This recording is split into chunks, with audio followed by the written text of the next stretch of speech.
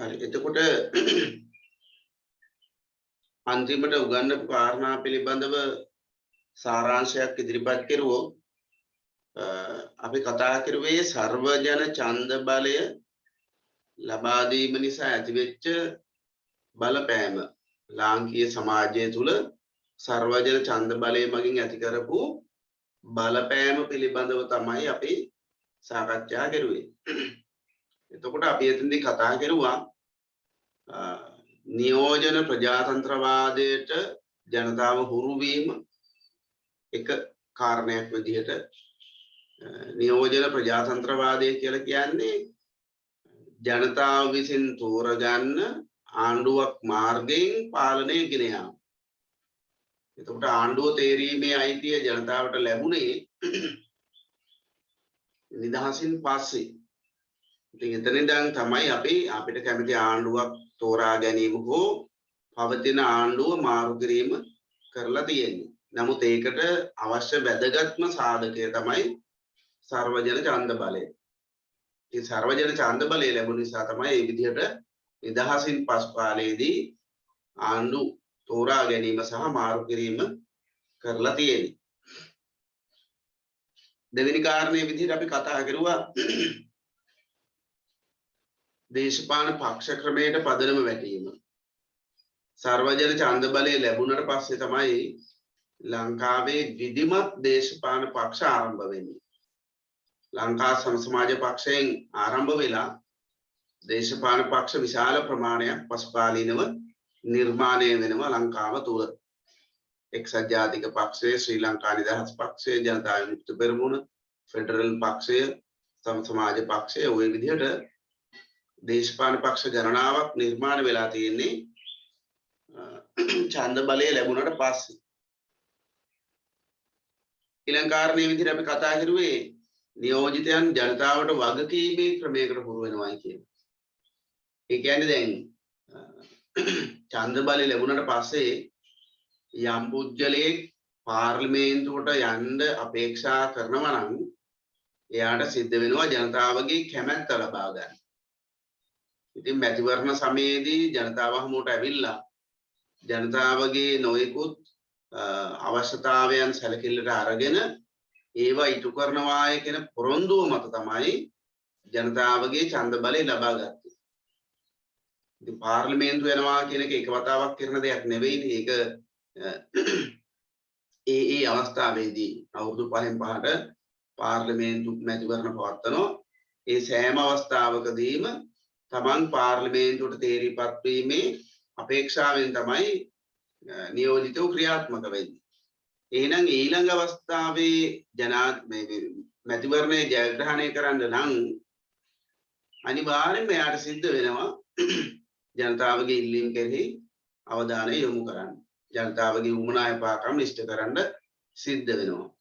ඉතින් ඡන්ද බලය ලබාගෙන රාජ්‍ය මන්ත්‍රී සභාවට තේරීපත් වෙලා රාජ්‍ය මන්ත්‍රණ සභාව මාර්ගයෙන් ජනතාවට වග කියන ක්‍රමයකට පසුකාලීනව හුරු වෙනවා නියෝජිතයා. ඒක මේ ඡන්ද බලය විසින් නිර්මාණය කරපු අලුත් තත්වයක්. ඔන්න ඔතෙන්ට එනකන් තමයි පුතේ අපි කතා කරුවේ. අපිට අද තියෙන්නේ එතනින් ඉදිරියට යන්න. එහෙනම් උන් අපි ලියනවා හතරවෙනි කාරණය. ලියා ගන්න හතරවෙනි කාරණේ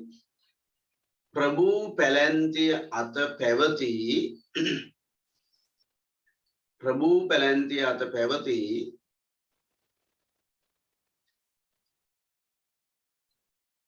දේශපාලන බලය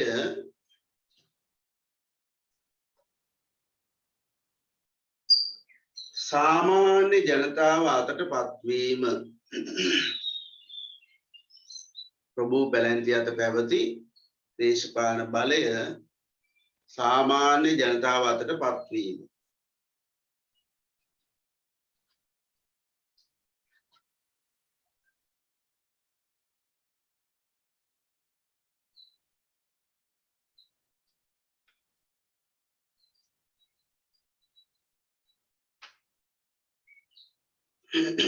සාමාන්‍යයෙන් අපි ප්‍රභූ පැලැන්තිය කියන අයව දන්නව නේද? ප්‍රභූ පැලැන්තිය කියලා කියන්නේ සමාජය තුළ කීර්තියට පත් වෙච්ච කුමන හෝ ආකාරයකින් එක්කෝ ධනවත්කම නිසා සමාජය තුළ ඉහළ පිළිගැනීමට ලක් වෙච්ච. එහෙම නැත්නම් නිල බලය නිසා, උගත්කම නිසා සමාජය තුළ සාමාන්‍ය ජනතාවගේ ඒ සාමාන්‍ය ජනතාව අතර ජනප්‍රියතාවයට පත් වීම නිසා මේ කුමන වූ ආකාරයකින් සමාජ බලයක් නිර්මාණය කරගෙන තියනවා වෙන්න පුළුවන්. එතකොට මෙන්න මේ සමාජ බලය නිසා බොහෝ වෙලාවට එයා තුල එයා පිළිබඳව සමාජයේ ඉහළ පිළිගැනීමක් ඇති වෙනවා. ඉතින් එතකොට එයාව සමාජයේ ප්‍රභූවරයෙක් වශයෙන් තමයි සලකන්නේ. ඉතින් මේ කෝල්බ්‍රූක් කැමරන් ප්‍රශංසකරන නිසා ලංකාව තුල නිර්මාණය වුණා පුතේ ප්‍රභූ පැලැන්තියක්. ඊට පෙරත් ප්‍රභූ පැලැන්තියක් හිටියා. නමුත් මේ කෝල්බ්‍රූක් කැමරන් ප්‍රශංසකරන නිසා විශේෂ ප්‍රභූ පැලැන්තියක් නිර්මාණය වෙනවා. දැන් වැඩවසම් සමයේදී හිටපු ප්‍රභූ පැලැන්තිය තමයි අර රදල සමාජයේ හිටපු අය. රදල පැලැන්තියේ අය. කුලයෙන් උසස් විවිධ තාන්න මාන තනතුරු ලැබිච්ච එහෙම අය හිටියා. ඊළඟට කෝල්බ්‍රූක් සමයේදී ධනවතුන් බවට පත් වීම නිසා එහෙම නැත්නම් ඒගොල්ලොන්ට උගත්කම නිසා යම් යම් සමාජයේ සිවිල් තනතුරු හිමිවීම තුලින් ඒගොල්ලෝ ප්‍රභූන් බවට පත් වුණා. සීමිත ඡන්ද බලය ලැබුණේ බොහෝ වෙලාවට මෙන්න මේ ප්‍රභූ පැලැන්තියට විතරයි. ඒ කියන්නේ උගත් ධනවත් පාර්ශවයන්ට විතරයි සීමිත ඡන්ද බලය ලැබුණේ. ඒ හින්දා ඒගොල්ලෝ එක පැත්තකින් දේශපාලන බලයේ හිමි අය වුණා. එක පැත්තකින් ධන බලයේ හිමි අය වුණා. අනිත් පැත්තෙන් සිවිල් සමාජ බලයේ හිමි අය බවට පත් වුණා. මොකද ඒ අයට තමයි සමාජයේ ඉහළ පිළිගැනීමක් තිබුණේ. එතකොට මේ සියලු ආකාර බලතල මේ කුඩා පිරිසක් අතර ඒක රාශී වෙලා. සර්වජන ඡන්ද බලය ලැබුණට පස්සේ මොකද වුනේ? මේ කුඩා කණ්ඩායමක් අතර තියෙන බලය ක්‍රමිකව තැන් තැන් වලට විසිරලා යන්න පටන් ගත්තා. ඒ කියන්නේ දැන් සාමාන්‍ය ජනතාවට ඡන්ද බලය ලැබුණට පස්සේ එක පැත්තකින් ඒගොල්ලෝ දේශපාලන බලයේ හිමි පිරිසක් බවට පත් වෙනවා. අනිත් පැත්තෙන් ඒගොල්ලන්ට මැතිවරණයට තරඟ කිරීමේ අවස්ථාව ලැබුණා. ඒතර මැතිවරණයකින් තරඟ කෙරුවොත් එයා ඒ අදාළ ඡන්ද කොටාසේ ප්‍රධාන පුරවැසියා බවට පත් වෙනවා. ඒතර කොච්චර ධන බලයේ තියෙන කෙනෙක් වුණත් කොච්චර ප්‍රභූ පැලැන්තියේ කෙනෙක් වුණත් කුලයෙන් උසස් කෙනෙක් වුණත් අර ප්‍රදේශයේ മന്ത്രിවරයාට විශේෂ පිළිගැනීමක් ඇති වෙනව අනිවාර්යයි. ඉතින් මෙන්න මේ ප්‍රභූ පැලැන්තිය අතර තිබිච්ච දේශපාලන බලය ක්‍රමිකව සාමාන්‍ය ජනතාව අතර මාරු වෙන්න පටන් ගන්නේ ඡන්ද බලය ලැබුණට පස්සේ. ඒකේ ආසන්නම අවස්ථාව තමයි 1936 මැතිවරණයට රත්නපුර දිස්ත්‍රික්කයේ රුවන්වැල්ල ආසනයෙන් තරඟ වදිනෝ ප්‍රභූ කාන්තාවක්. එයාට කියන්නේ ඇඩ්ලින් මුලමුරේ කුමාරිහාමි කියලා. ධනවත් වංශවත් කාන්තාවක් තරඟ වැදුණා. හැබැයි එයත් එක්ක හිටපු අනිත් තරඟකරුවා අර සාමාන්‍ය ජනතාව අතරින් ඉදිරියට ආපු එක්කෙනෙක්. එයාට කියනවා එන්.එම්. පෙරේරා කියලා.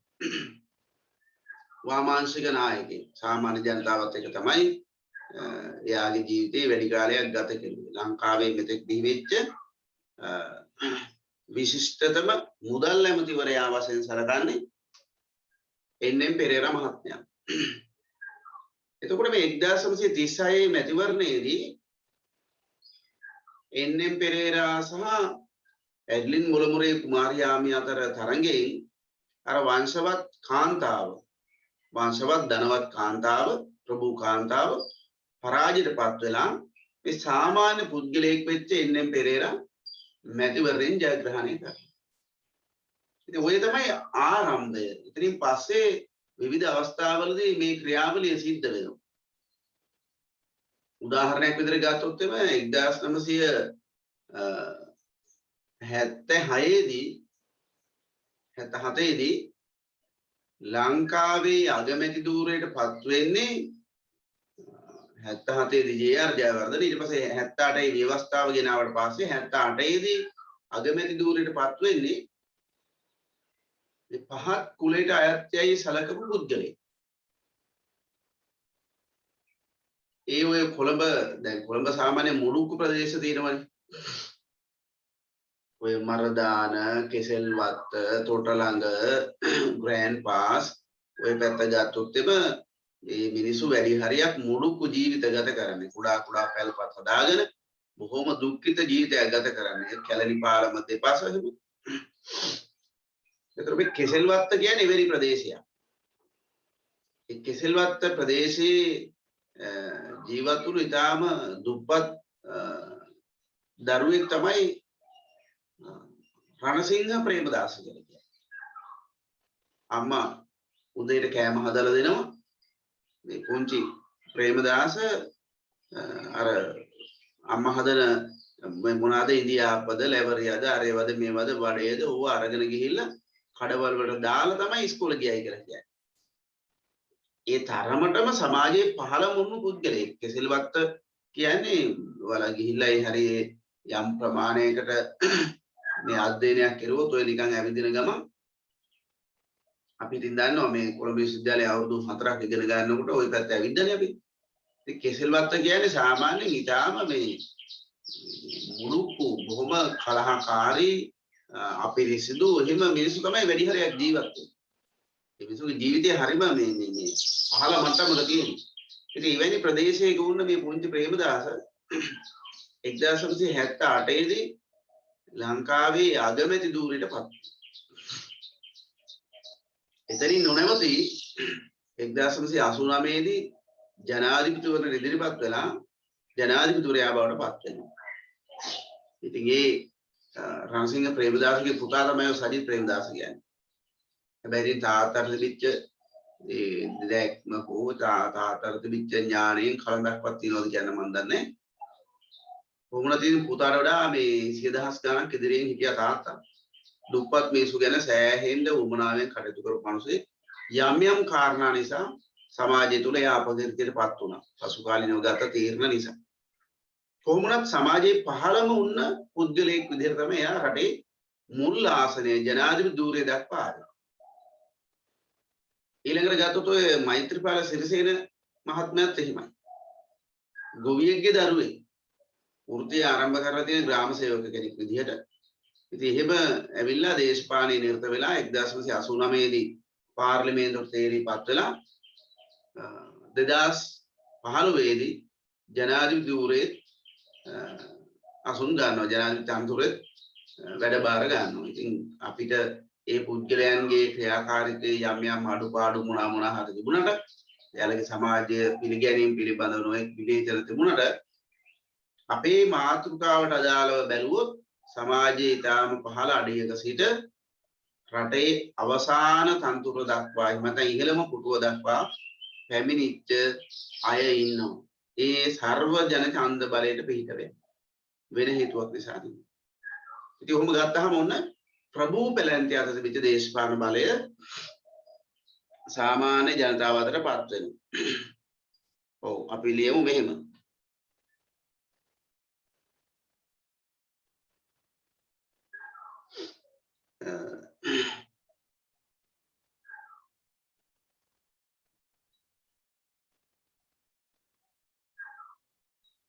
ඔව් ලියන්න 1931කට පෙර 1931කට පෙර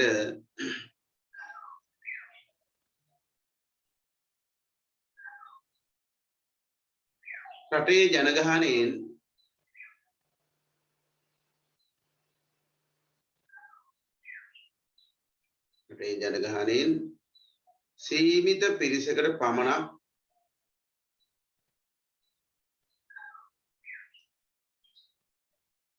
සීමිත පිරිසකට පමණක්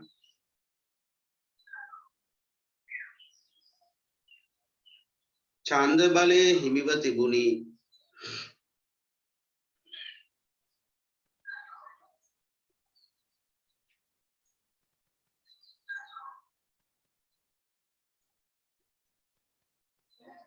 එබැවින්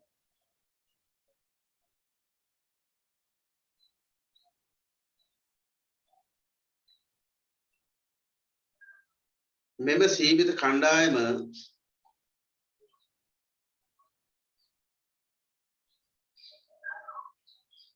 සමාජ ප්‍රභූන් ලෙස වැජඹුණහ.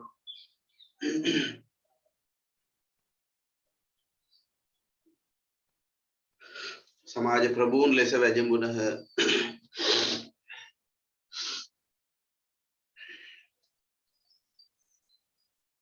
ධන බලය,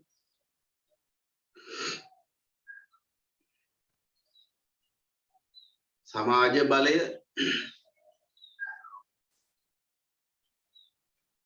ධන බලය, සමාජ බලය,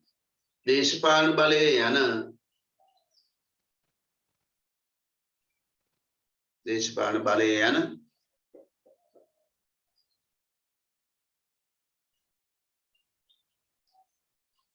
සියලු දේ ඔවුන් සතු විය යන සියලු දේ ඔවුන් සතු විය.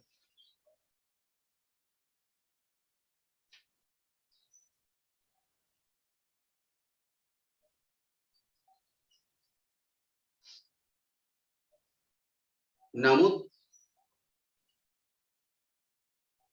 1931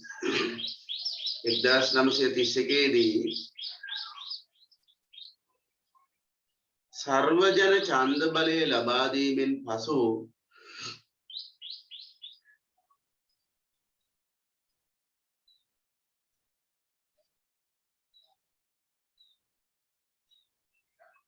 ප්‍රභූ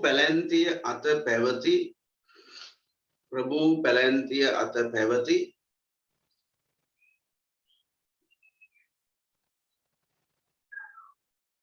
දේශපාලන බලය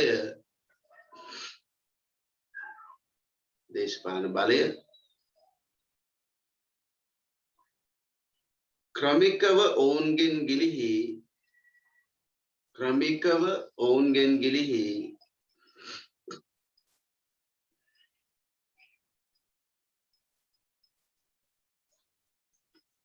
සාමාන්‍ය ජනතාව අතට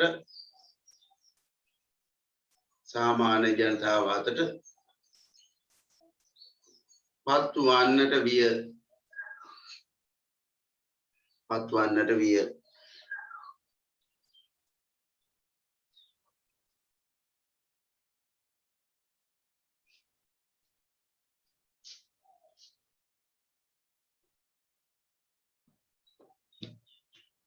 මෙහි ආසන්නම අවස්ථාව වන්නේ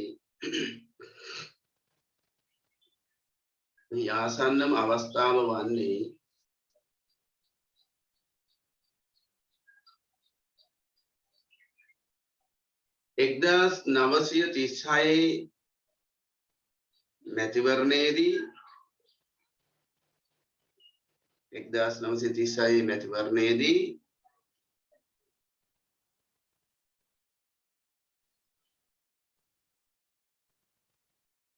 රුවන්වැල්ල ආසනයට තරඟ කළ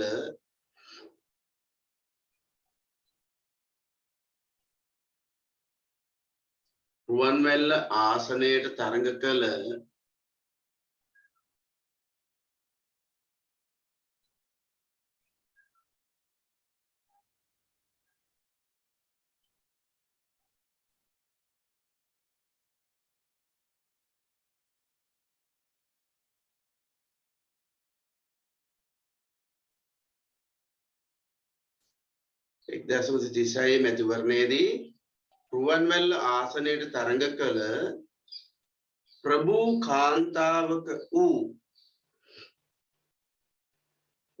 කාන්තාවක වූ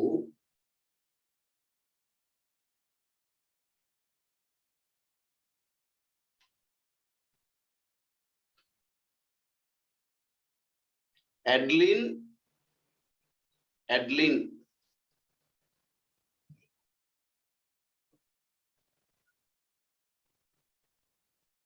මොලමුරේ කුමාරිහාමි පරාජය කර ඇඩ්ලින් මොලවුරේ කුමාරිහාමි පරාජය කර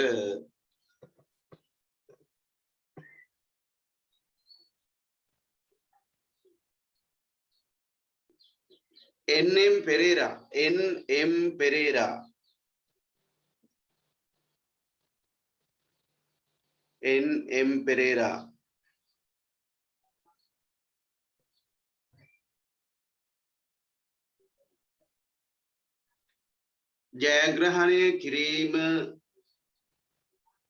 ජයග්‍රහණය කිරීම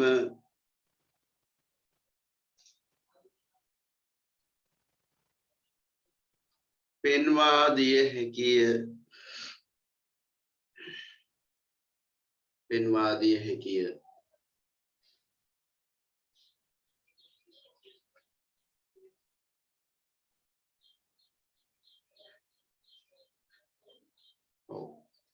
ඊළඟ වැදගත් කාරණය තමයි ජනතා දේශපාලන අවබෝධය ඉහළ යාම. නෑ ඊට පෙර එකක් තියෙනවා. සමාජ සුබ සාධනය වේගවත් වීම. අපි ලියමු ඊළඟ කාරණය. සමාජ සුබ සාධනය වේගවත් වීම.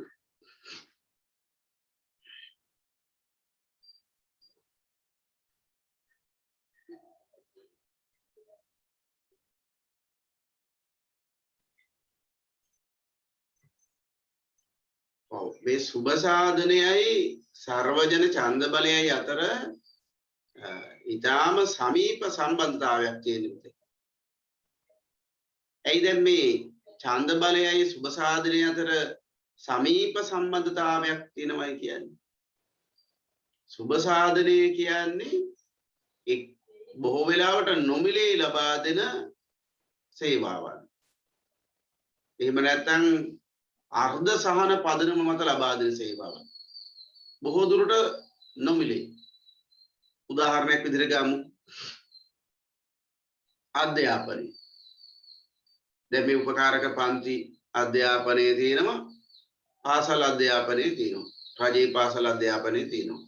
පෞද්ගලික පාසල් අධ්‍යාපනයක් තියෙනවා. උපකාරක පන්තිට આવොත් මුදල් ගෙවන්න ඕනේ. පෞද්ගලික පාසලට ගියොත් මුදල් ගෙවන්න ඕනේ.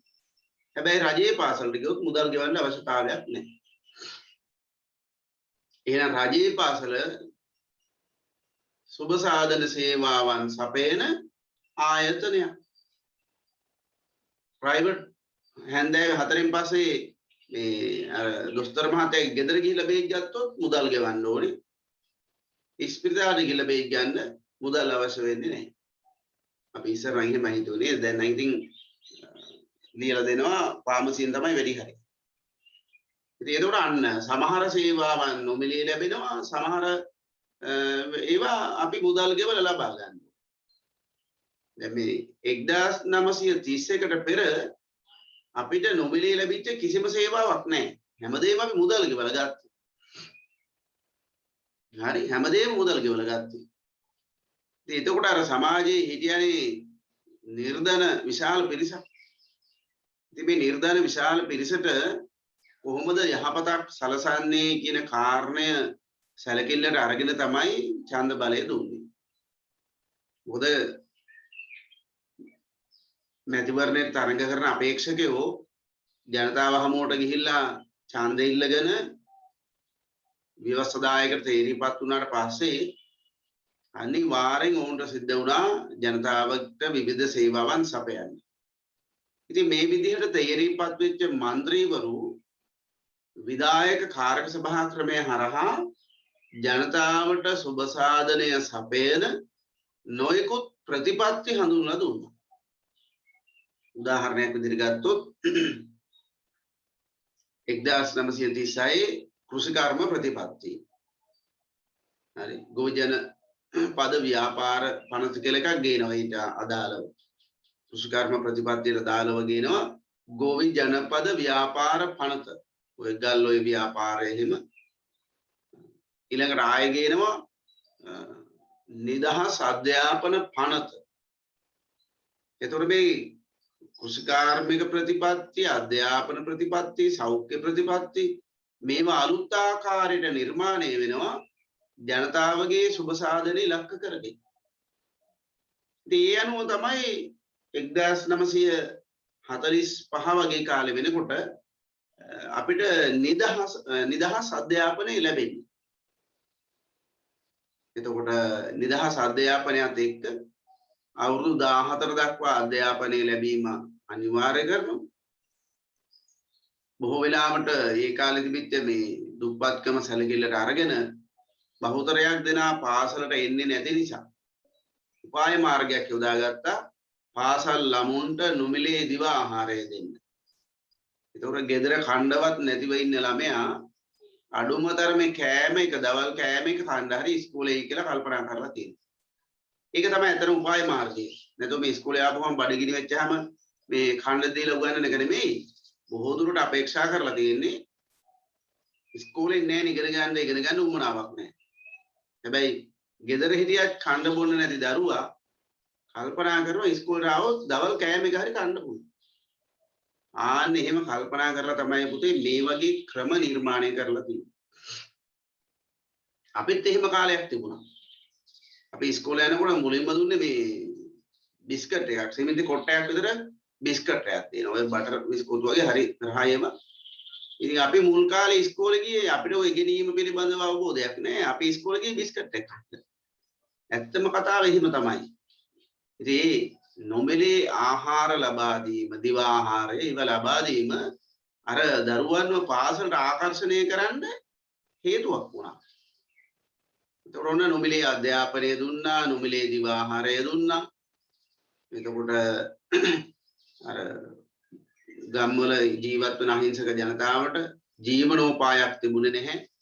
ඒ නිසා ඒගොල්ලන්ගේ කෘෂි ආර්ථික ජීවිතය ගොඩනගන්න ගොඩින් අක්කර 3ක් මඩින් අක්කර 5ක් මේ විදිහට ඉඩම් බෙදා දීමක් කරනවා. ඊට අමතරව ඔය කවුද සෞඛ්‍ය කාර්ය සභාවේ හිටපු සභාපතිවරයා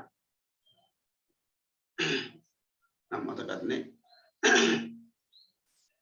එයා නොමිලේ සෞඛ්‍ය සේවාවන් ලබා දෙන රෝහල් නිර්මාණය කෙරුවා. ඉතින් ඊළඟට ඔය කම්කරුවන්ගේ ආරක්ෂාව වෙනුවෙන් කම්කරු නීති අලුතෙන් හඳුන්වලා දුන්නා. වැඩිහිටියන්ට දීමනාවක් නොමිලේ දීමනාවක් දෙවන ක්‍රමයක් ගෙනාවා. මෙන්න මේ වගේ සුබ සාධනයේ දියුණුව උදෙසා මහා විශාල ක්‍රියාමාර්ග සමූහයක් අරගෙන තියෙනවා. ඉතින් මේ ඔක්කොම වෙන්නේ සර්වජන ඡන්ද බලය නිසා. මොකද ජනතාවට සේවය කරපු තරමට තමයි ඒ අදාළ മന്ത്രിවරයන්ට නැවත වරක් පාර්ලිමේන්තුවට යන්න පුළුවන්කම ලැබෙන්නේ. മന്ത്രിවරයා සහ ඡන්දදායකයා අතර බොහොම ළඟ සම්බන්ධතාවයක් ගොඩනැගුණා මේ සර්වජන ඡන්ද බලය නිසා. මේ සම්බන්ධතාවයේ ප්‍රතිඵලය තමයි ජනතාවගේ යහපත උදෙසා නොයෙකුත් සුබ සාධන සේවාවන් ක්‍රියාත්මක වීම. අපි ලියමු.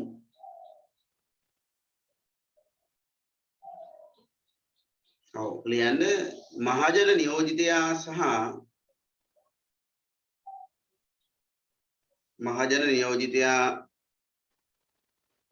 සහ ලියන්න එපා. මහජන නියෝජිතයා ජනතා ඡන්දයෙන්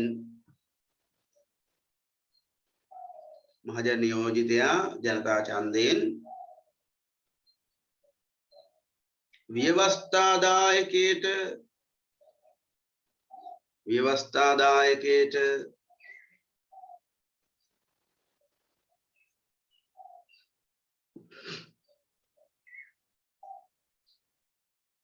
තේරීපත් වූ නිසා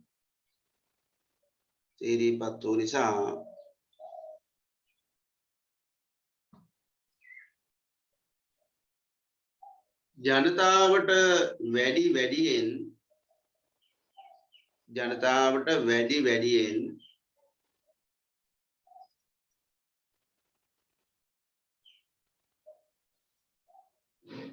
සේවය කිරීමට සිදුවිය.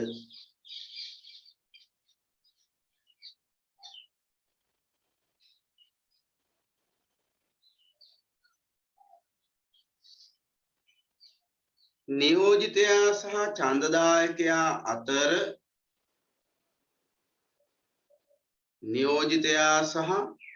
ඡන්දදායකයා අතර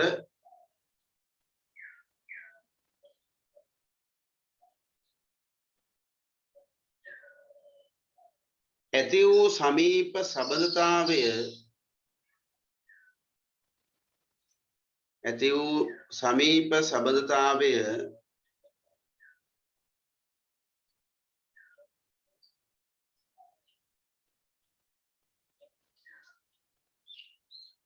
ජනතා සුබ සාධනයේ ඉහළ යාමට හේතු විය.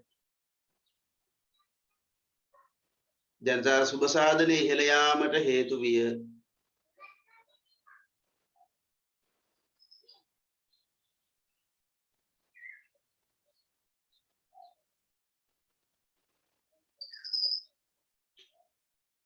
යටිතල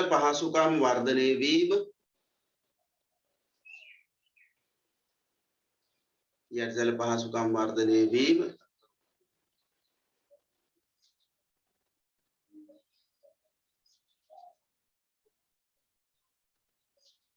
ගොවි ජනපද ව්‍යාපාර ආරම්භ වීම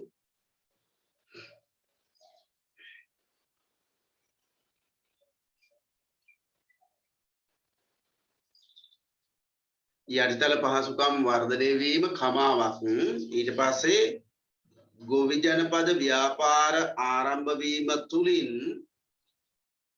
ජනපද ව්‍යාපාර ආරම්භ වීම තුලින්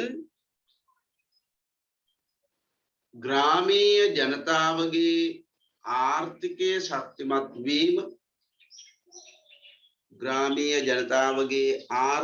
ශක්තිමත් වීම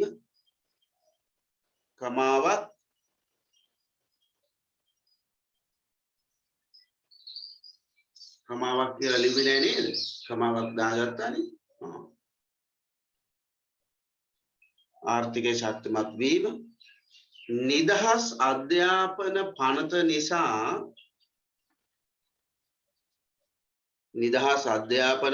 නිසා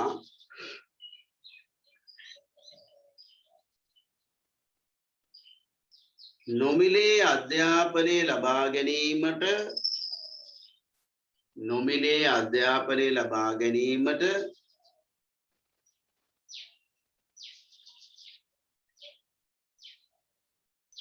අවස්ථාව හිමිවීම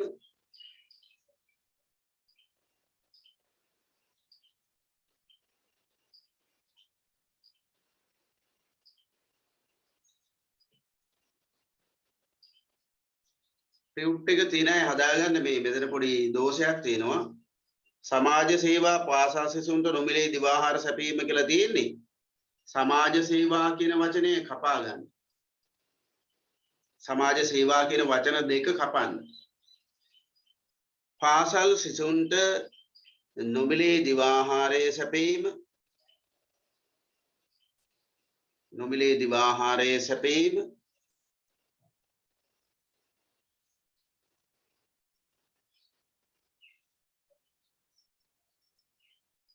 නොමිලේ සෞඛ්‍ය පහසුකම් හිමිවීම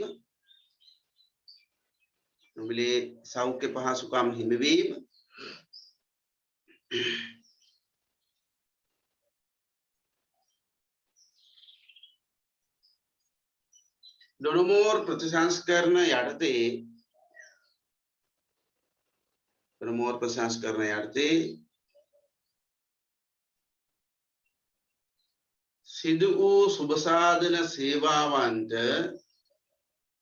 සිදු වූ සුබසාධන සේවාවන්ට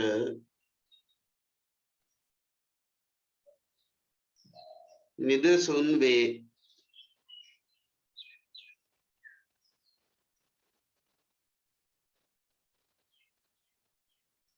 හරි. ඔන්න සුබසාධනය වේගවත් වීම නැත්නම් සුබසාධනය ඉහළ යාම. අපේ ඊළඟ කාරණය ලියන්න. ජනතා දේශපාලන අවබෝධය ඉහළ යාම.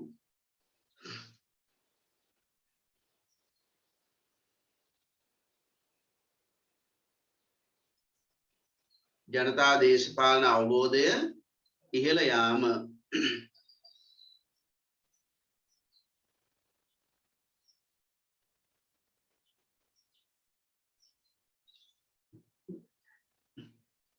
හරි. අන්න බලන්න දැන් මේ ඡන්දය ලැබුණාට පමණක් ප්‍රමාණවත් නැහැනේ කොහෙත්ම නේද? දැන් බලන්න සමහරව ඉන්නවා ඡන්ද පොළ ගියා සාම්ප්‍රදායික වශයෙන් කතර ගැහුවා ගෙදර ආවා. අපේ අත්ත දුන්නෙත් අහවල් පක්ෂයට අපේ මුත්ත දුන්නෙත් ඒ පක්ෂයට අපේ සීයා දුන්නෙත් ඒකට අපේ තාත්තා දුන්නෙත් ඒකට නේද? ඒ නිසා මමත් දෙන්නේ ඒකටමයි. තාත්තා කළදී පුතා නොකළොත් නොට්ටි පුතා කියලා මොකද්ද කතාවක් තියෙන්නේ. එහෙම කියලා හිතලා ඒක අර්ථය නම් දන්නේ නැහැ. මොකද්ද ඒකේ තේරුම කියලා. ඒ කියන්නේ ඒකේ සංගවුණු කතාව මොකක්ද දන්නේ නැහැ. සාමාන්‍යයෙන් ඉතින් තාත්තා කර දෙයමයි පුතා කරන්නේ කියන එක අර ඥාන වලින් එන ගතියක් වගේ කතාවක් තමයි කියවෙන්නේ. ඉතින් මේක පරම්පරාගතව යනවා සමහර අයට. හැබැයි බලන්න දේශපාලන වශයෙන් අවබෝධයක් තියෙන අය එහෙම සාම්ප්‍රදායික වශයෙන් තාත්තා සීයා මුත්තා අත්තා පනත්තා නත්තා කිත්තා කිරිකිත්තා ඔක්කොම දුන්නු පක්ෂයට ඡන්ද දෙනවා කියන්නේ. එහෙම නෑ නේ. දේශපාලන අවබෝධයක් තියෙන කෙනා ඡන්දේ ප්‍රකාශ කරන්නේ ඒ අවස්ථාවේ තිබෙන වැදගත්කම සැලකිල්ලට අරගෙන. යම් දේශපාලන පක්ෂයක් හෝ යම් മന്ത്രിවරයෙක් ඉදිරිපත් කරන ප්‍රතිපත්තිය සැලකිල්ලට අරගෙන පුද්ගලයෙක් වශයෙන් තේරීමේදී නම් අනිවාර්යයෙන්ම එයාගේ චර්යාවන් සැලකිල්ලට ගත යුතු වෙනවා. අපි සාමාන්‍යයෙන් කුඩා කාලේ වර්ධනය කරගත චර්යාවන් 90%ක්ම ලොකු වෙද්දිත් පවත්වාගෙන යනවා. මොකද මේ ඇත්ත කතාව. ඒකනේ පන්ති කාමරේදී හොරකම් කරන්න පුරුදු වෙන කෙනා ලොකු වෙනකොටත් හොරකම් කරනවා. ඒක තමයි සාමාන්‍ය ස්වභාවය. ඉතින් ඒ නිසා දේශපාලන අවබෝධය නැති කෙනා ඒක පුරුද්දක් විදිහට තමයි ඡන්ද ප්‍රකාශ කරන්නේ. හැබැයි දේශපාලන අවබෝධය තියෙන කෙනා බොහොම තර්කානුකූලවයි තමන්ගේ ඡන්දය ප්‍රකාශ කරන්නේ. ඒ සර්වජන ඡන්ද බලය නිසා දේශපාලනය පිළිබඳ උනන්දුවක් ඇති කරනවා. නේද? තමන් දේශපාලන බලය කොහොමද ප්‍රකාශ කරන්නේ? නැත්නම් ඡන්දය කොහොමද ප්‍රකාශ කරන්නේ? තමන් කැමති කෙනාව තෝරගන්නේ කොහොමද? තමන් දාන ඡන්දය කොහොමද තමන් කැමති අපේක්ෂකයට යන්නේ? ඔන්න ඔය වගේ ප්‍රාථමික දැනුමක් තමයි මුල් කාලීනව ලබා ගත්තේ. ඇත්තම කියනවා නම් මුල් කාලීනව මේ ඡන්දේ ප්‍රකාශ කරන විදිහවත් දන්නේ නැහැ.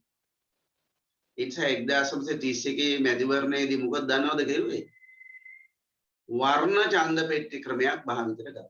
එක එක පාට ඡන්ද පෙට්ටි භාවිතයට ගත්තා. කාටද පාට?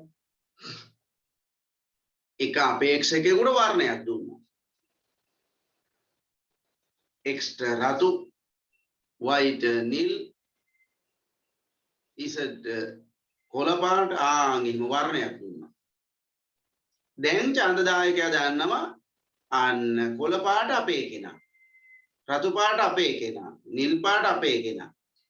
ඒතකොට තමන්ගේ ඡන්දය ප්‍රකාශ කරලා ගිහිල්ලා එයා මොකද කරුවේ? ඒ තමන් කැමති අපේක්ෂකයාට හිමි වර්ණය සහිත පෙට්ටියට ඡන්දය දැම්මා. ඒ තරමටම අඩු දැනුමක් නේ මුල් කාලිනව තිබිලා තියෙන්නේ. හැබැයි පසු කාලිනව මොකද වුනේ? මැතිවරණ පැවැත්වීමත් එක්ක මිනිසු දේශපාලනය පිළිබඳව විශාල වශයෙන් උනන්දු වුණා. තමන් ඡන්දය ප්‍රකාශ කරන දේශපාලන පක්ෂය පිළිබඳව මිනිසු හොයන්න පුරුදු වුණා. ඒ විතරක් නෙමෙයි ඒ දේශපාලන පක්ෂ විසින් ඉදිරිපත් කරපු බැරෑරුම් දේශපාලන න්‍යායන් තේරුම් ගන්න මිනිසු උත්සාහ දැරුවා. ඡන්දය ප්‍රකාශ කිරීමෙන් පමණක් නතර වුණේ නැහැ. සමහර මිනිසු මහා විශාල අධ්‍යාපනයක් ලැබලා නැහැ. විශ්වවිද්‍යාලවල ගිහිල්ලා උපාධි අරගෙන නැහැ. හැබැයි ඒගොල්ලන්ට දේශපාලනය පිළිබඳව ඉතාම හොඳ ඥානයක් තියෙනවා. ඒ අධ්‍යයනය කර පත්තරය පොතපත කියවලා දේශපාලන පක්ෂවල ස්වභාවයන් අධ්‍යයනය කරලා ලෝකයේ තිබෙනා වූ දේශපාලන මතවාද පිළිබඳව හොයලා බලලා පොතපතේ නැති වුණ සමහර ලාවට එවැනි අය ප්‍රකාශ කරන වේදිකාව තුල කියන දේවල් අහගෙන ඉඳලා මේ විදිහට ඉහළ දේශපාලන ඥානයකින් යුතුව මිනිසු කටයුතු කරන්න පෙළඹෙනවා ඡන්ද බලය ලැබීමත් එක්ක. මොකද ඒ තුලින් උත්තේජනයක් ඇති කෙරුවා. මිනිසුන්ව දේශපාලනයට යොමු කරවීම සඳහා උත්තේජනයක් ඇති කෙරුවා. ඡන්ද බලය නැති කාලේදී ඕක තිබුණත් එකයි නැත්ත් එකයි අපිට මොකටද අපිට ඡන්ද නැහෙනි. අපි මොකටද ඕක හොයන්න යන්නේ? අපි හෙව්වයි කියලා වැඩක් තියෙනවද? අන්න ඒ වගේ මානසිකත්වයක හිටියේ. හැබැයි ඡන්ද බලය ලැබුණාට පස්සේ මිනිසු මේ පිළිබඳව විශාල වශයෙන් අධ්‍යයනය කරන්න පටන් ගත්තා. කරුණු කාරණා හොයන්න පටන් ගත්තා. ඒකේ ප්‍රතිඵලයක් විදිහට සමාජයේ දේශපාලන දැනුම වේගෙන් ඉහළ යනවා. හරි. හොඳයි. අපි එහෙමනම් ලියමු. ඔව් ලියන්න මෙහෙම මැතිවරණ පැවැත්වීම තුලින්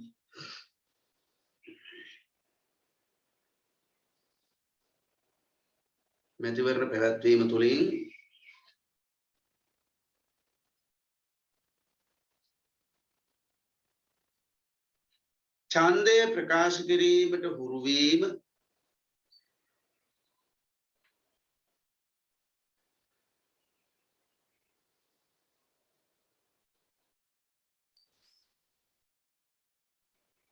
දේශපාලන රැස්වීම්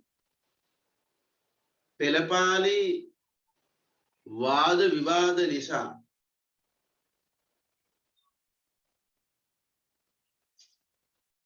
වාද විවාද නිසා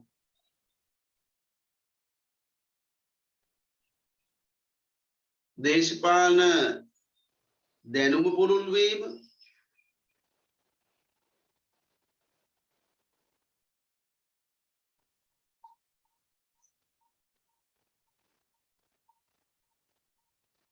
ගැඹුරු දේශපාලන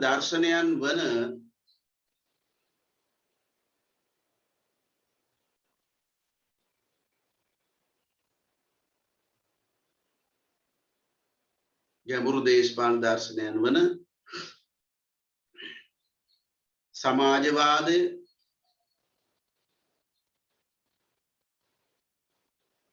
ලිබරල් වාදය වැනි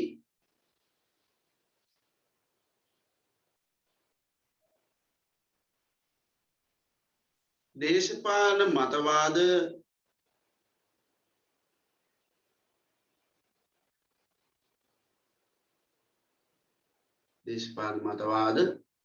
පිළිබඳව අවබෝධයක් ලබා ගැනීමට හැකිවීම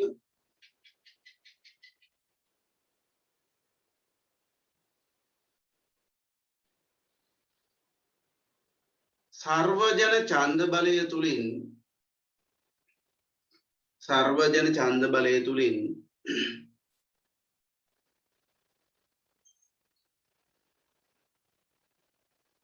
ඇති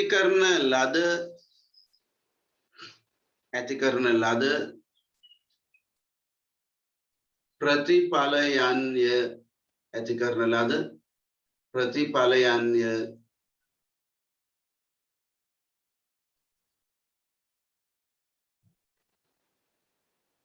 මුල්කාලීනව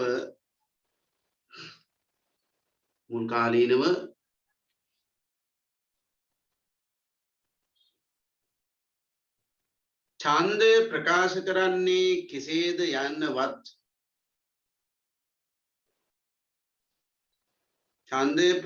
කරන්නේ කෙසේද යන්නවත්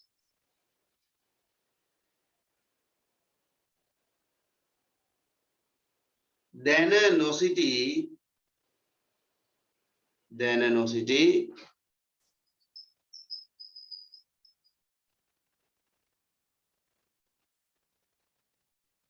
මිනිසුන්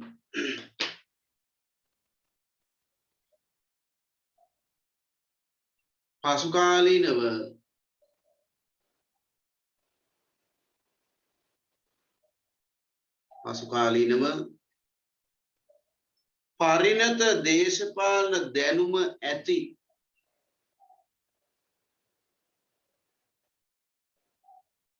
පරිණත දේශපාලන දැනුම ඇති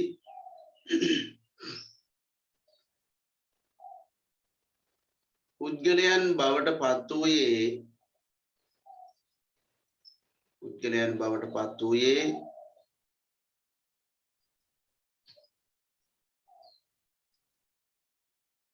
සර්වජන ඡන්ද බලය හේතුවෙනි.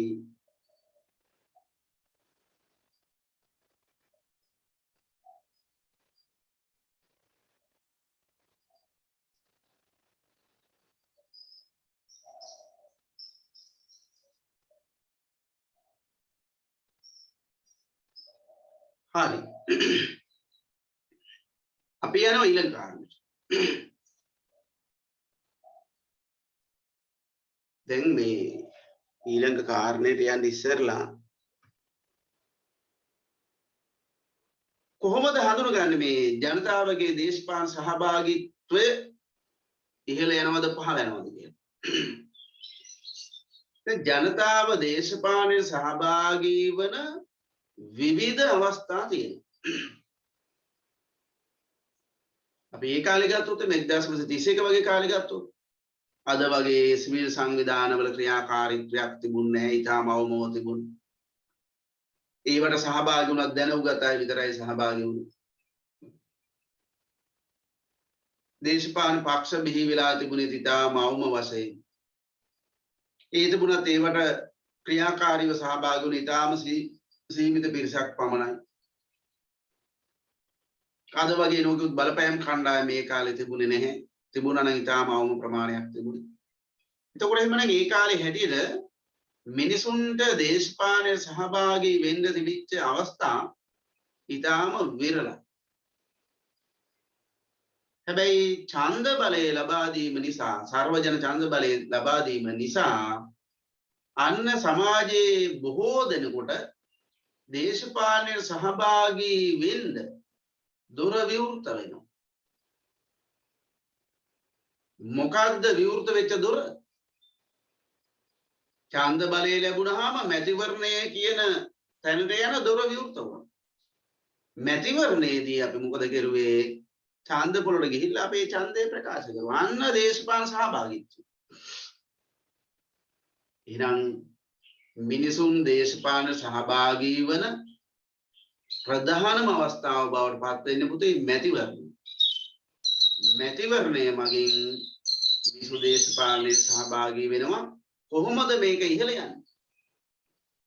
1931කට පෙර ඡන්දදායකයන් වශයෙන් ලියාපදිංචි වෙලා හිටියේ ලක්ෂ 2ක් වගේ ඉතාම සීමිත පිරිසක්. හැබැයි 1931 සර්වජන ඡන්ද බලය ලබා දීලා මැතිවරණය සඳහා ලියාපදිංචි කරපු අවස්ථාවේ ලක්ෂ 15කට වැඩි ප්‍රමාණයක් ඡන්දදායකයන් වශයෙන් ලියාපදිංචි වෙනවා. ඊට අවුරුදු 5කට පස්සේ පවත්වන මැතිවරණයේදී ඒ කියන්නේ 1936 මැතිවරණයේදී අර ඡන්දදායකයන් ලක්ෂ 15 ලක්ෂ 25 ඉක්මවා යනවා. එහෙනම් එන්නේ දේශපාලන සහභාගීත්වය ඉහළ ගිහින් වර්තමානයේ වෙනකොට රටේ ජනගහනය 2 කෝටි 20 ලක්ෂයකට තරමක් වැඩි ඡන්දදායකයෝ ඉන්නවා. 1 කෝටි 63 ලක්ෂයක් 2018 ඡන්ද හිමි නාම ලේඛනය වෙනකොට 1 කෝටි 63 ලක්ෂයක්. දෙහිමනේ 1 කෝටි 63 ලක්ෂයෙන් ඡන්ද පොළට ගිහිල්ලා ඡන්ද දාන අය අඩුම තරම 1 කෝටි 20 ලක්ෂයක්වත් ඉන්නවා. ඒත් වැඩි මං හිතන්නේ 1 කෝටි 35 ලක්ෂයක්වත් ඉන්නවා. අන්න දේශපාලන සහභාගීත්වය ඉහළ ගියේ. අපි ලියමු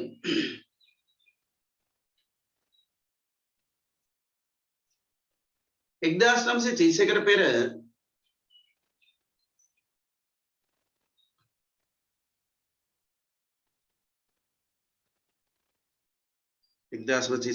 එකට පෙර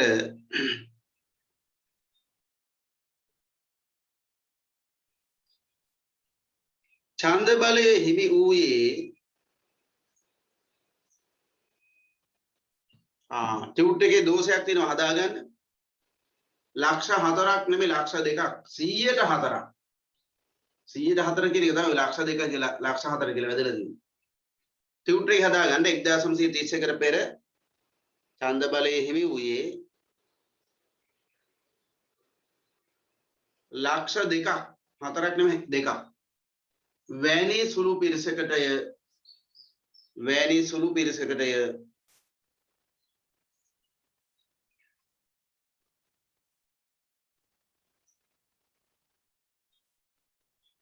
නමුත් 1931 දී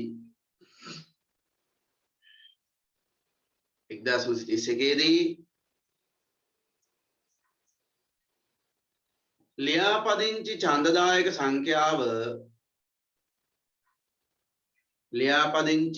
ඡන්දදායක සංඛ්‍යාව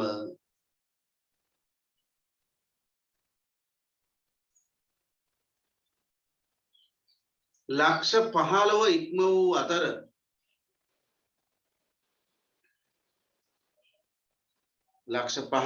වූ අතර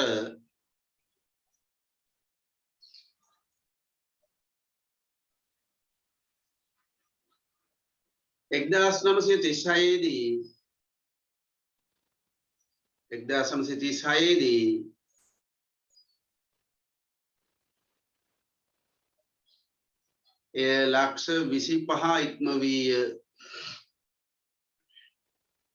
එය ලක්ෂ 25 ඉක්ම වීය.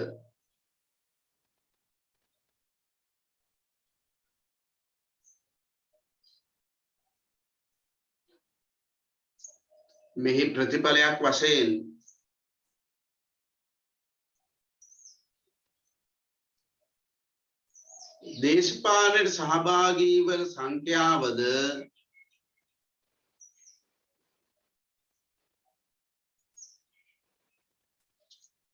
දේශපාලනයට සහභාගී වන සංඛ්‍යාවද ක්‍රමිකව ඉහළ ගියේය.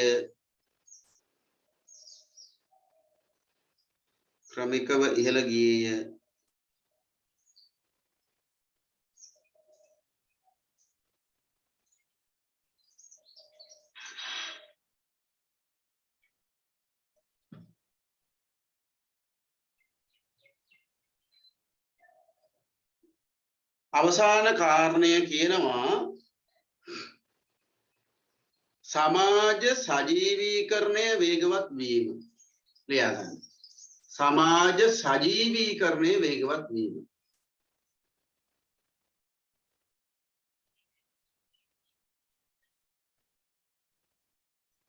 සමාජ සජීවීකරණය වේගවත් වීම.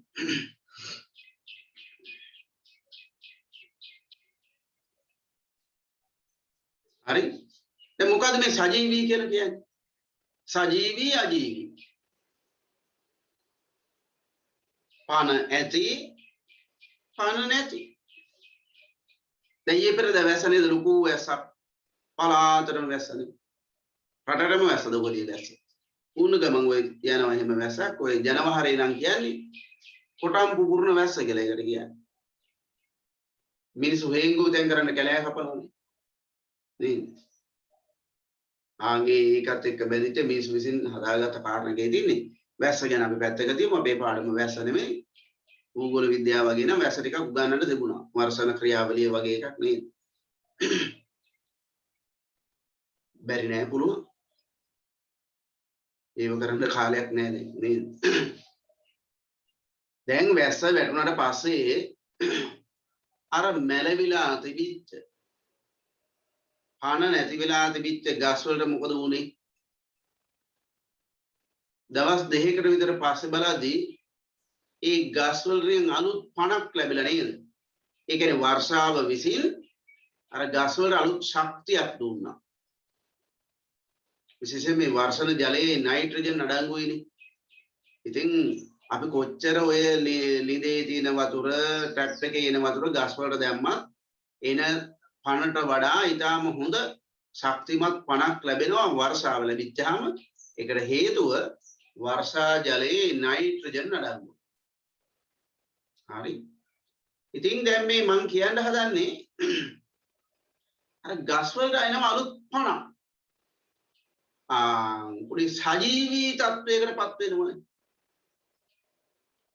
ඡන්ද බලයේ නිසා ඒ වගේ අජීවීව හිටපු පණ නැතිව හිටපු ශක්තියක් නැතිව හිටපු විවිධ පුද්ගලයන්ට අලුත් පණක් එනවා.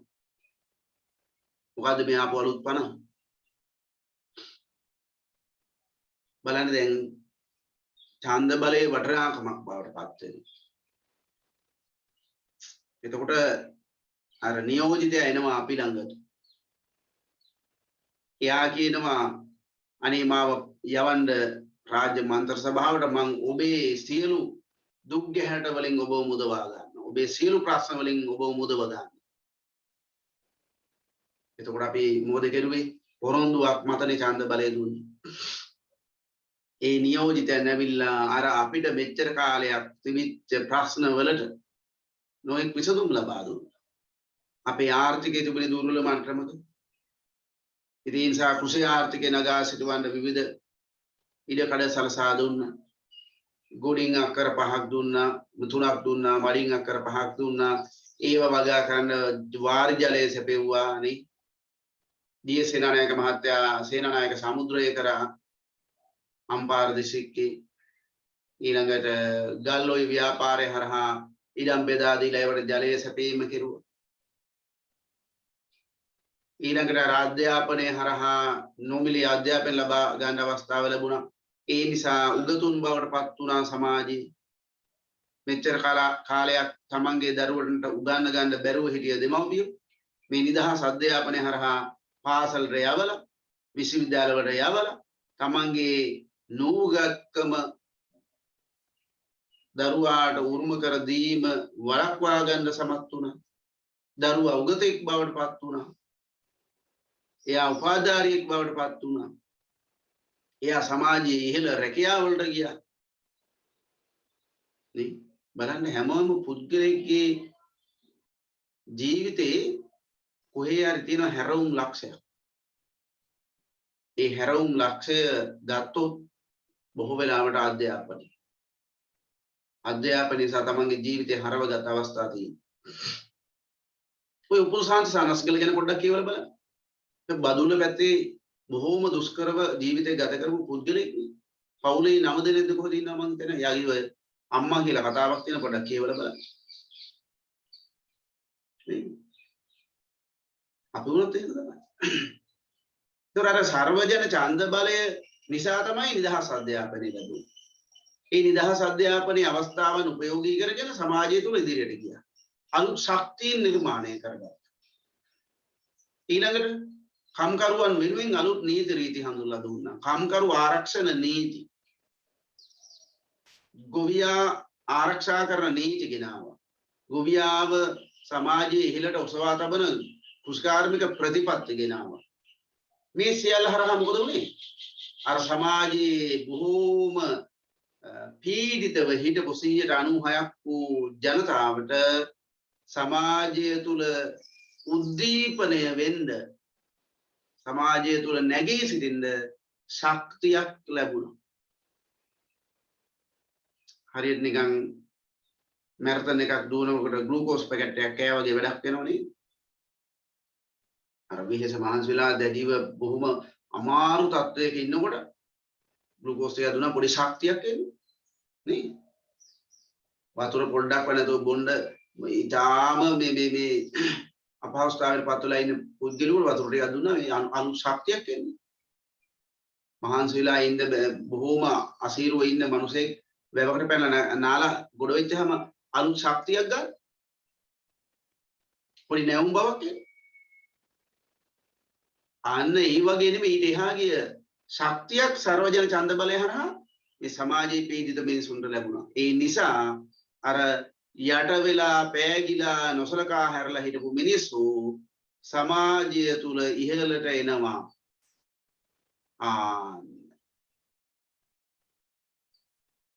පීඩිතව හිටපු මිනිස්සු සජීවීකරණය වෙනවා, ශක්තියක් ලැබෙනවා. අජීවීව හිටපු මිනිසුන්ට සජීවී වෙන්න අවස්ථාව ලැබෙනවා සර්වජන ඡන්ද බලය.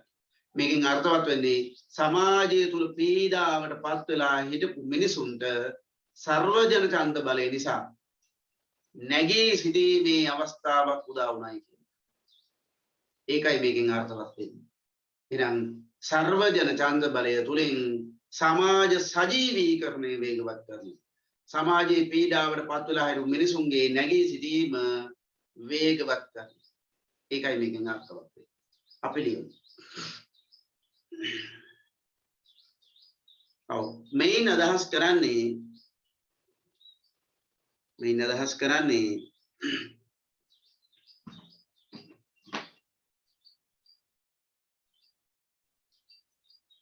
සමාජය තුල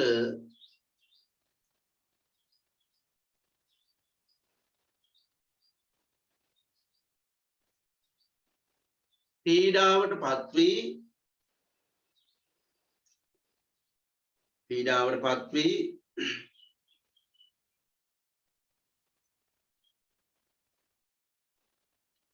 යටපත් වී සිටි මිනිසුන්ට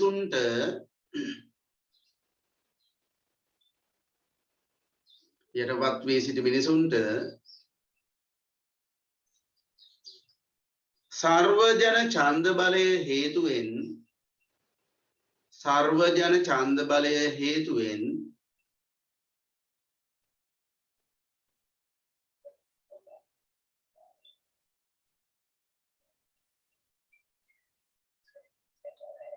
සමාජ ආර්ථික දේශපාලන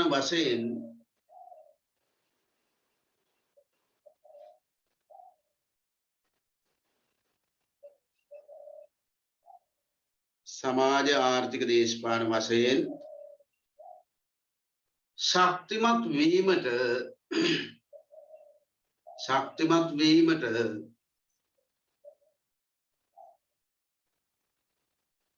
අවස්ථාව සැලසුණු බවයි.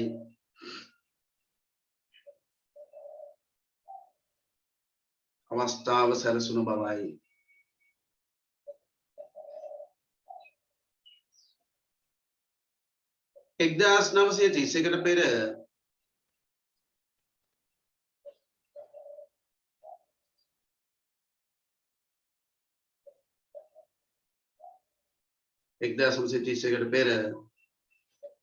සමාජ සුරක්ෂිතතාවය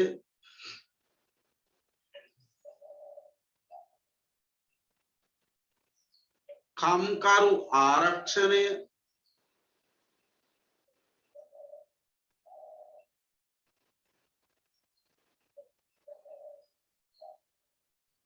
සඳහා පැවති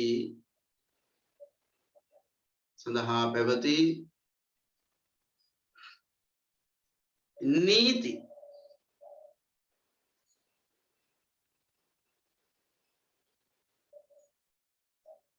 ඉතාමත් දුර්වල තත්වයක තිබුණි.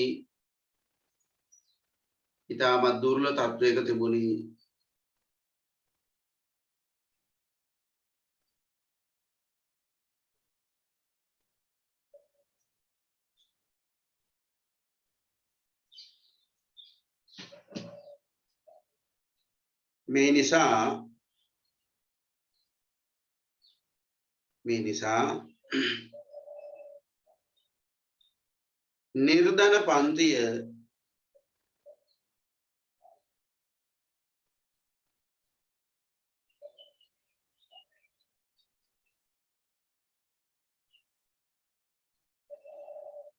පන්තිය අතිශය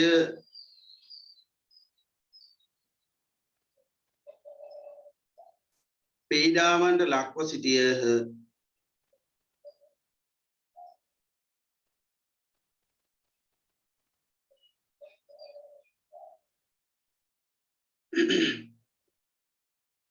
නමුත්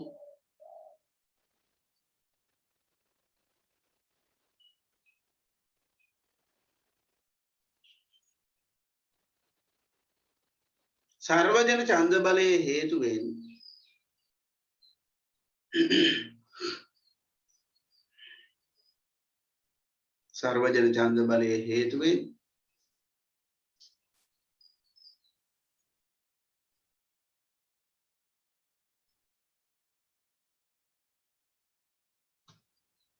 පීඩිත ජනතාවගේ සුරක්ෂිතතාවය උදෙසා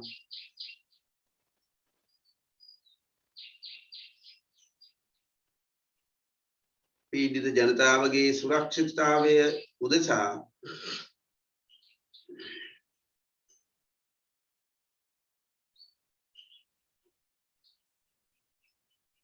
නීති සහ ප්‍රතිපත්ති සම්පාදනය වන්නට විය.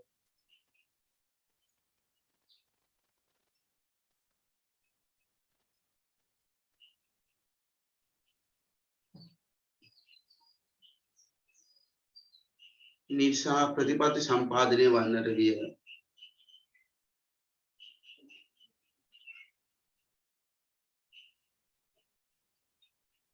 ඒ හේතුවෙන්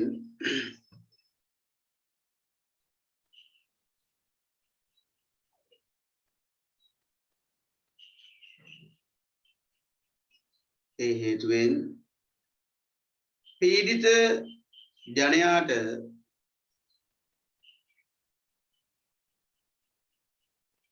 නව ශක්තියක් ලැබුණි.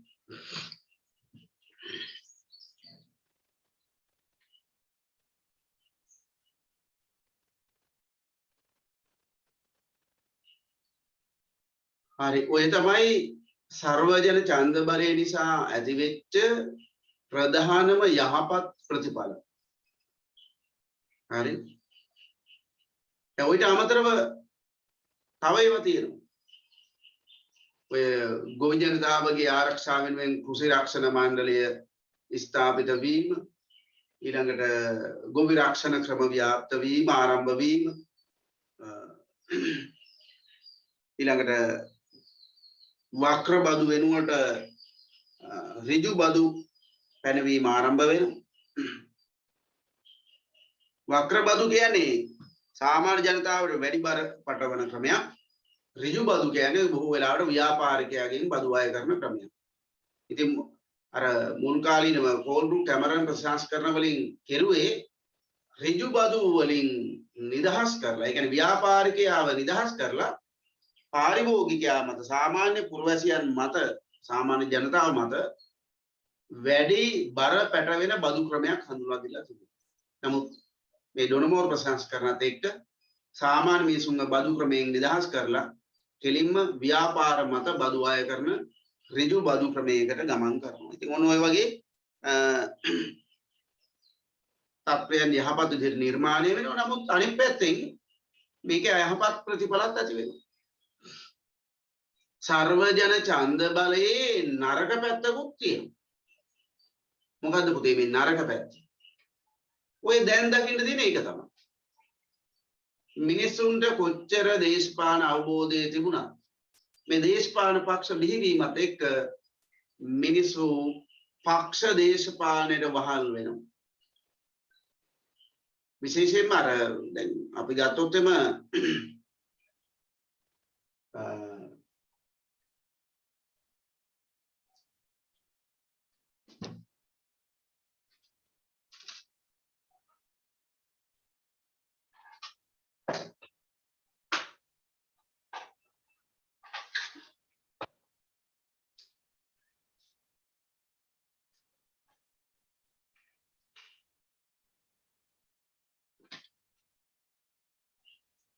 දැන් ඩී.එස්. සේනානායක මහත්තයා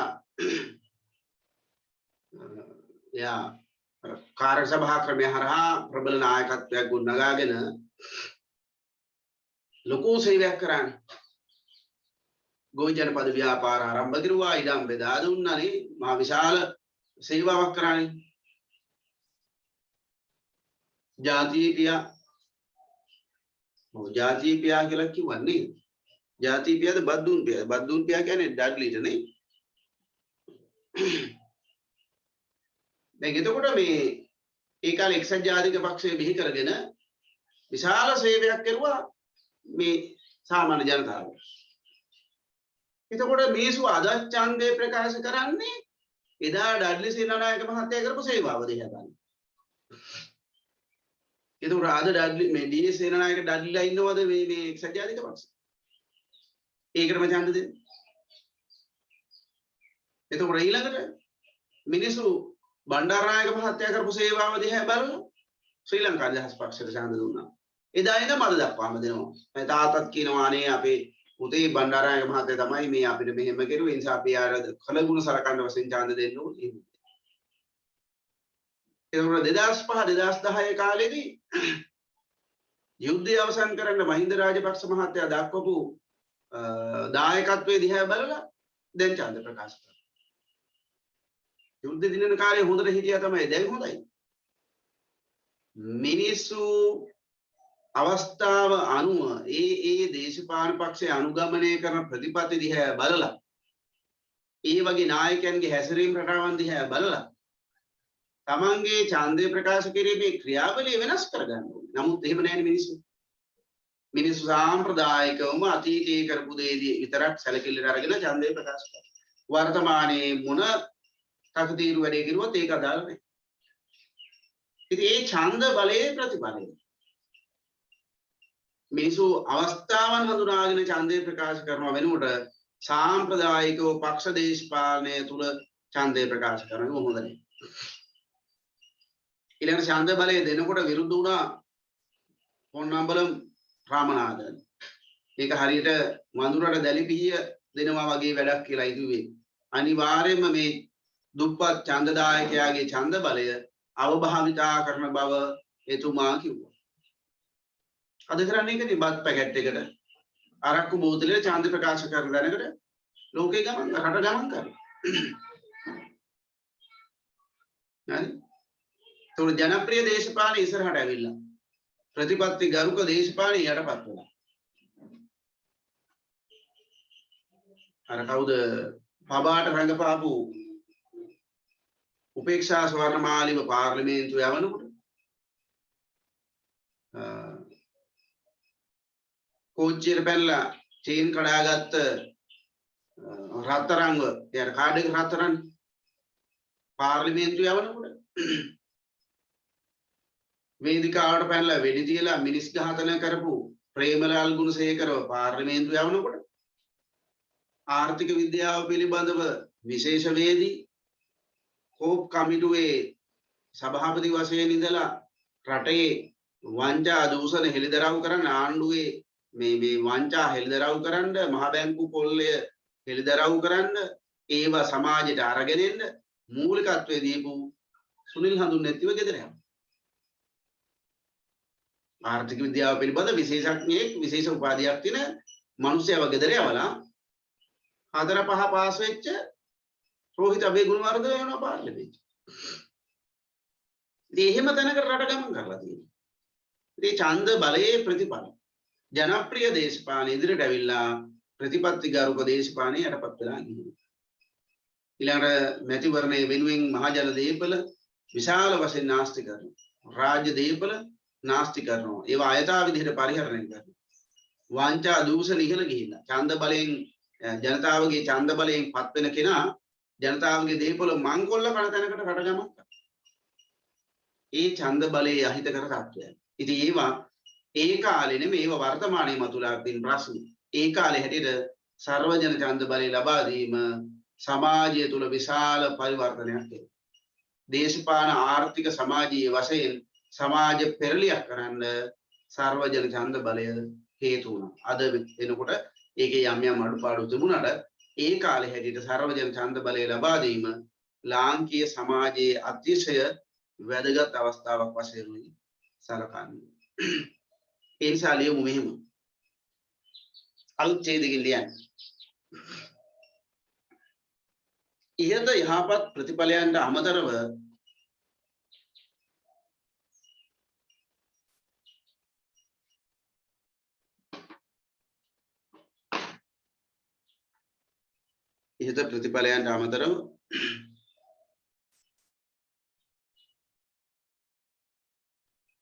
වක්‍ර බදු පැනවීම වෙනුවට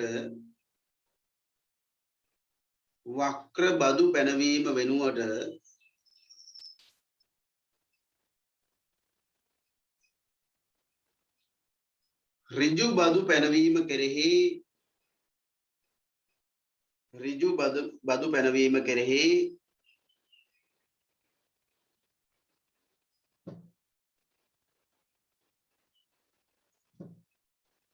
ආණ්ඩුවේ අවධානය යොමු වීම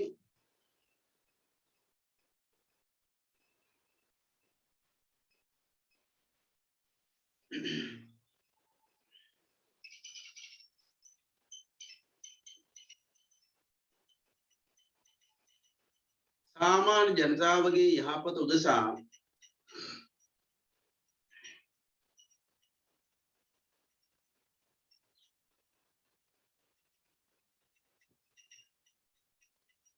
සාමාන්‍ය ජනතාවගේ යහපත උදෙසා රාජ්‍ය උකස් බැංකුව ලංකා බැංකුව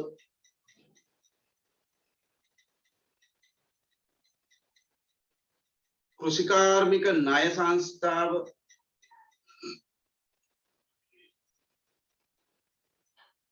වැනි මූල්‍ය ආයතන ආරම්භ කිරීම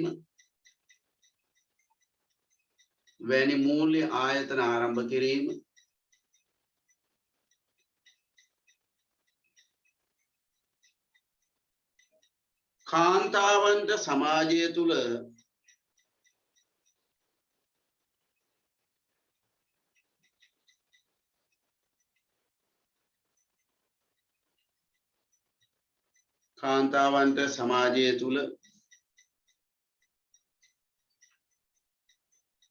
ඉදිරියට ඒමට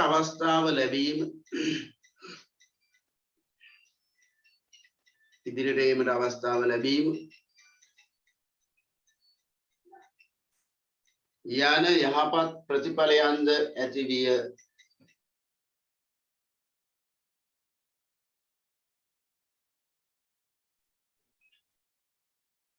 කාන්තාවන් සමාජය තුළ ඉදිරියට ඒමට අවස්ථාව ලැබීම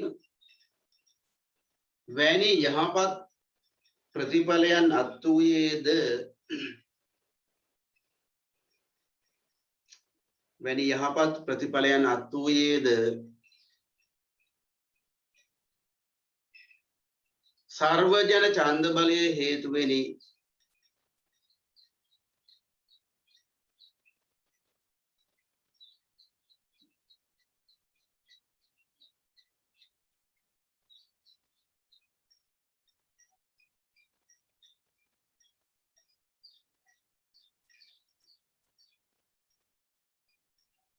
අලුත් ඡේදකෙ ලියන්න.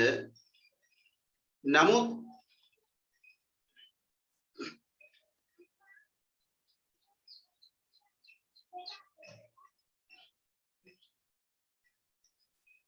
සර්වජන ඡන්ද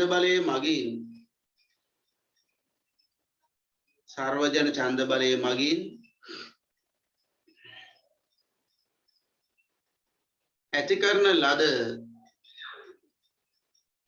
කරන ලද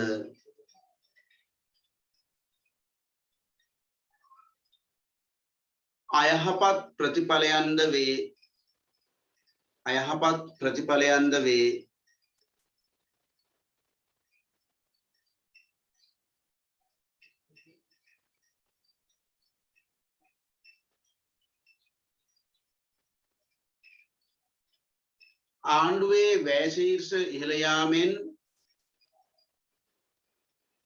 ආණ්ඩුවේ වැය ශීර්ෂ ඉහළ යාමෙන්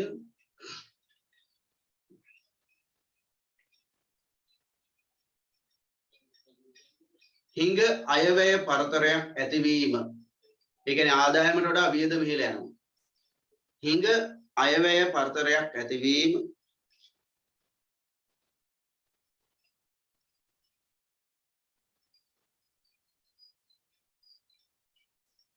දේශපාලන පක්ෂ මුල් කරගෙන සමාජය බෙදීම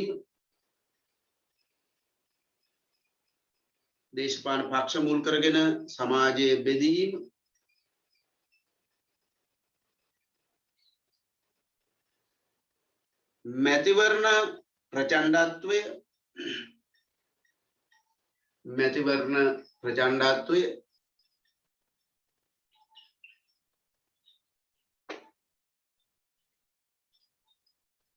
රාජ්‍ය දේපල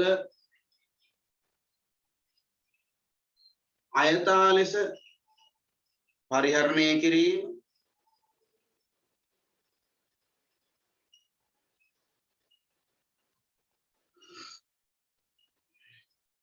රාජදීපල ආයතන ලෙස පරිහරණය කිරීම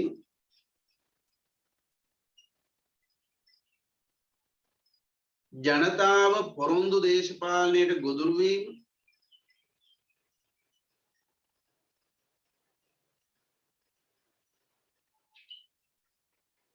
ජනතාව පොරොන්දු දේශපාලනයට ගොදුරු වීම ඒ අතර වේ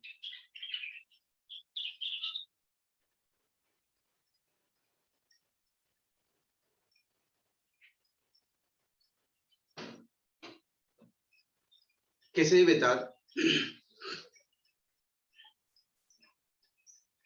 සර්වජන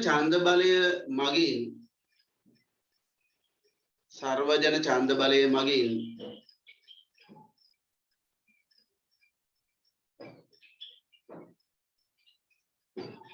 ලාංකීය සමාජය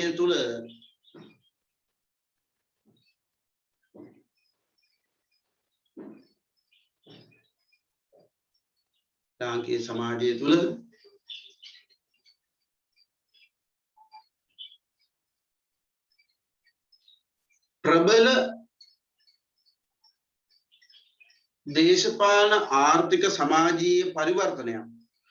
ප්‍රබල දේශපාලන ආර්ථික සමාජීය පරිවර්තනයක්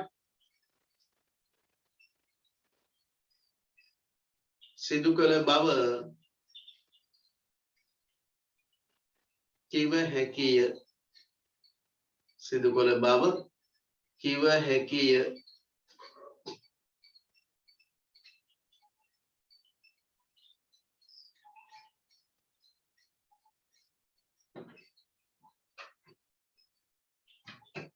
හරි එතනින් අපි අවසන් කරනවා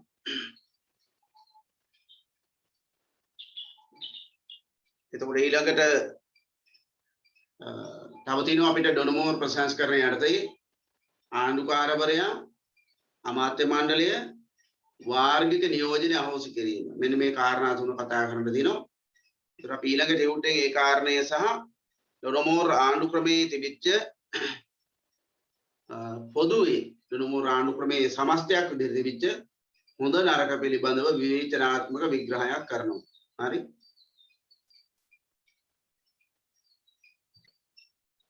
අදට නතර කරනවා ආයුබෝවන් සිළුම දෙනාට සුබ සතියක්